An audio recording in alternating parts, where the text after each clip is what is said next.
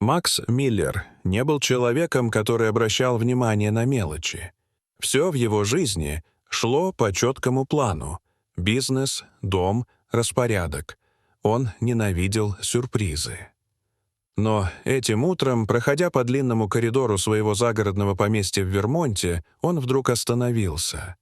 Через стеклянную дверь в саду он увидел странную картину. Его сын, 12-летний Оливер, танцевал. И не один. Рядом с ним была кухарка, Джулия. Женщина в строгом фартуке и с тугим пучком точно и изящно показывала движение. А мальчик, неуклюже повторяя за ней, искренне смеялся. Макс замер.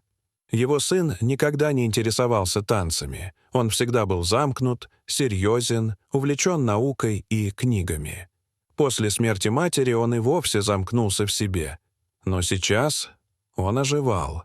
Макса пробрал холод. Ему не нравилось, что кто-то другой может влиять на его сына, тем более простая кухарка. Позже за обедом Оливер ёрзал, едва дождавшись окончания трапезы. Макс не мог этого не заметить. «У тебя дела после ужина?» — спросил он между делом. «Да, если ты не против», — пробормотал Оливер. «Танцы?»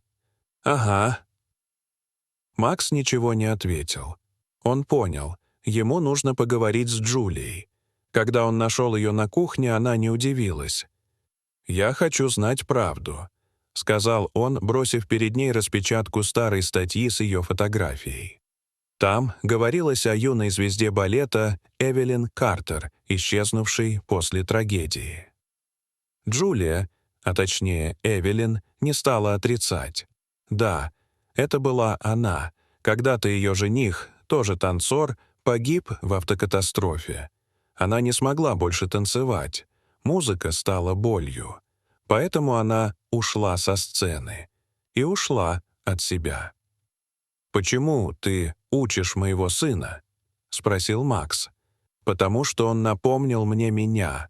Потому что он улыбается, когда танцует. А до этого я не видела в нем ни одной улыбки», — ответила девушка. Макс почувствовал, как что-то внутри него ломается. Его сын искал тепло, которого не мог найти. Позже он нашел Оливера в комнате. «Сын, если тебе действительно это нравится, ты можешь продолжать». «Правда?» Мальчик не поверил. «Правда», — ответил отец. И так начались тренировки. Макс наблюдал. Сначала с холодной дистанцией, но день за днем он все больше понимал. Танцы — не просто хобби. Это стало смыслом для Оливера. Потом пришел момент. Оливер захотел участвовать в танцевальном конкурсе в Бостоне. Макс сомневался. Он знал, что значит падение. Он боялся за сына. Но потом вспомнил свою покойную жену и то, как она всегда говорила: «Пусть он сам учится идти. Даже если упадет, ты будешь рядом». Он сказал сыну «да». Оливер не выиграл, но он получил специальную награду за лучшее артистическое исполнение. Он не плакал. Он не сломался. Он стал сильнее. Макс впервые понял: его сын не мальчик, которого нужно защищать. После конкурса Джулия собралась уезжать.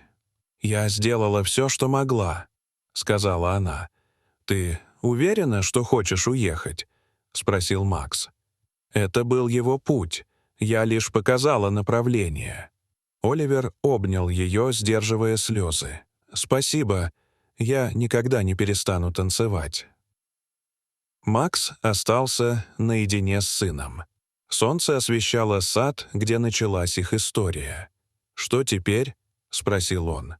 «Тренироваться, улучшаться и выиграть в следующий раз», — ответил Макс с улыбкой и обнял сына. Не как человек, контролирующий каждую деталь, а как отец, который, наконец, научился быть рядом. Дорогие зрители, что вы думаете об этой истории? Расскажите, пожалуйста, в комментариях. А если вам понравилось это видео, то ставьте лайк и подписывайтесь на наш канал. До свидания.